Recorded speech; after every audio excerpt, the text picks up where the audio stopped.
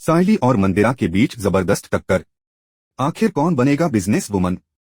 दोस्तों, आज की कहानी एक ऐसी जबरदस्त जंग के बारे में है जिसे देखकर आपके रोंगटे खड़े हो जाएंगे। यह कहानी है मंदिरा और सायली की, दो महिलाएं जिनकी जिद, मेहनत और आत्मविश्वास के बीच एक नई लड़ाई शुरू होने वाली है। इस शानदार टक्कर को देखने के लिए हमारे साथ जुड़े रहिए और जानिए कि आखिर इस बिजनेस वर्ल्ड की जंग में कौन जीतेगा। कहानी की शुरुआत मुंबई की एक धनी और मशहूर करोड़पति बिजनेस वुमेन से होती है जो सायली को एक बड़ा प्रोजेक्ट देने वाली हैं। इस प्रोजेक्ट का नाम सुनते ही मंदिरा, जो खुद एक नई इवेंट मैनेजमेंट कंपनी की मालिक हैं, आग बबला हो जाती हैं। मंदिरा का अहंकार इस कदर बढ़ चुका है कि वह किसी को भी अपने काम में दखल देना बिल्कुल पसंद नहीं करती। उसके लिए यह प्रोजेक्ट उसका ही है और कोई दूसरा उसे नहीं ले सकता। जब हॉल का मैनेजर मंदिरा से कहता है कि इस बार प्रोजेक्ट सायली को दिया जा रहा है, तो मंदिरा का गुस्सा 7वें आसमान पर पहुंच जाता है। उसे समझ में नहीं आता कि वह एक नई और युवा लड़की सायली को यह मौका कैसे मिल सकता है। मंदिरा की आंखों में आग जलने लगती है और वह गुस्से में आकर हॉल के मैनेजर को थप्पड़ मार देती है। मंदिरा का यह व्यवहार देखकर सभी लोग सन्न रह जाते हैं। और तभी सायली बीच में आ जाती है, जो मंदिरा से पूछती है, आप कौन हैं जो इस तरह से दूसरों को मार रही हैं? सायली का सवाल सुनकर मंदिरा और भी ज्यादा तमतमाई हुई नजर आती है। वह गुस्से में कहती है, ओहो, तुम ही हो न वह सायली, और इसके बाद वह सायली पर भड़क जाती है। हालात बिगड़ते हुए दिखाई देते हैं। तभी अचानक वहां एंट्री होती है एक बड़ी बिजनेस वुमेन की, जो दूर से सारा तमाशा देख रही होती है। इस महिला के चेहरे पर एक मुस्कान है जो सभी को चौंका देती है। वह सायली के आत्मविश्वास और शालीनता से प्रभावित होकर उसके पास आती है और कहती है, तुम्हारे सिद्धांत और तरीके मुझे बहुत पसंद आए। यह सुनकर मंदिरा तुरंत बीच में कूद पड़ती है और कहती है, सर, इस लड़की को कुछ नहीं आता। यह इस फील्ड में बिल्कुल नहीं है। आप यह प्रोजेक्ट मुझे दे दीजिए, क्योंकि मैंने न जाने कितने सारे प्रोजेक्ट्स सफलतापूर्वक पूरे किए हैं। लेकिन करोड़पति बिजनेस वुमेन मुस्कुराते हुए उत्तर देती है, माफ कीजिएगा, हमारे सिद्धांत आपसे मेल नहीं खाते। सायली जैसे सिद्धांतों वाली लड़की ही हमारा काम कर सकती है। इतना कहकर वह वहां से चली जाती है। सारा घटनाक्रम देखकर मंदिरा अंदर ही अंदर जल रही होती है। सायली की अच्छाई और सलीके ने उसे सशक्त बना दिया था और यह मंदिरा के लिए एक बड़े धक्के की तरह था। हॉल के मैनेजर के पास आते ही वह खुश होकर कहता है, सायली, तुम्हारी तो अब निकल पड़ी। तुम जानती हो वह कौन है? वह शहर की सबसे बड़ी और सबसे अमीर बिजनेस वुमेन है। अगर उन्होंने तुम्हें यह प्रोजेक्ट दे दिया तो तुम्हारा तो मानो भाग्य ही बदल जाएगा। तुम्हारे पास प्रोजेक्ट्स की लाइन लग जाएगी। सायली की आंखों में चमक आ जाती है और वह मुस्कुराते हुए कहती है, धन्यवाद। पर मंदिरा, जो पूरे समय चुपचाप खड़ी थी, अब पूरी तरह से गुस्से में है। वह अब मन ही मन में ठान लेती है कि चाहे जो भी हो, वह यह प्रोजेक्ट सायली से वापस छीन कर रहेगी। मंदिरा का आत्मविश्वास उसे इस मुश्किल को पार करने की ताकत दे देता है। दोस्तों, अब कहानी एक नया मोड़ लेती है। सायली, जो अपने सिद्धांतों और मेहनत पर विश्वास करती है, अब इस प्रोजेक्ट को संभालने के लिए पूरी तरह से तैयार हो जाती है। वहीं मंदिरा अपनी चालें खेलने के लिए अब और भी ज्यादा आतुर हो उठती है। यह देखने वाली बात होगी कि सायली कैसे अपने आत्मविश्वास और सही सोच से इस प्रोजेक्ट को पूरी तरह से संभालती है, या फिर मंदिरा अपनी चालों में सफल हो जाती है और यह प्रोजेक्ट सायली से छीन लेती है। क्या सायली अपने सिद्धांतों और सलीके से जीत पाएगी या मंदिरा अपनी चालाकियों में कामयाब होगी? आगे क्या होगा, यह जानने के लिए जुड़े रहिए हमारे साथ।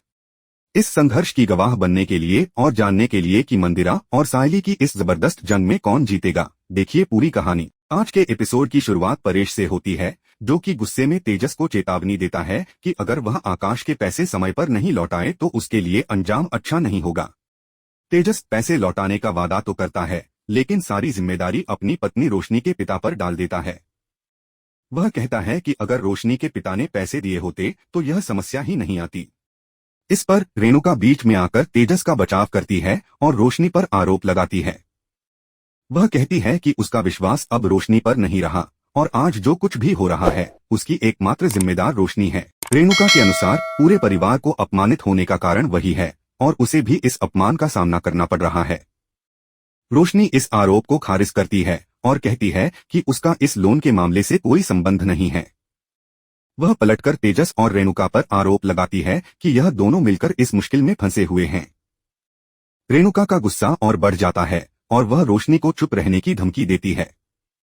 वह कहती है कि अगर रोशनी ने तेजस को नुकसान पहुंचाया है तो यह पूरी तरह उसकी ही गलती है।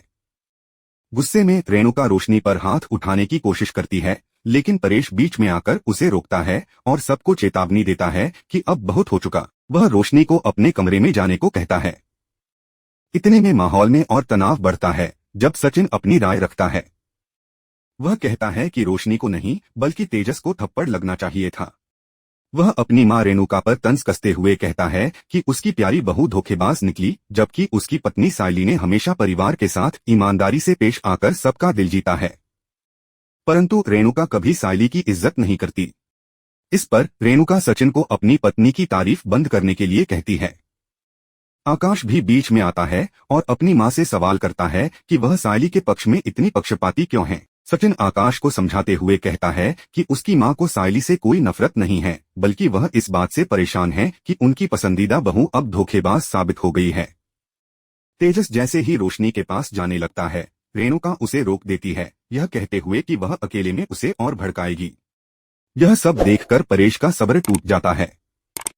वह कहता है कि उसने इस परिवार में बहुत कुछ सहा है, लेकिन अब और नहीं।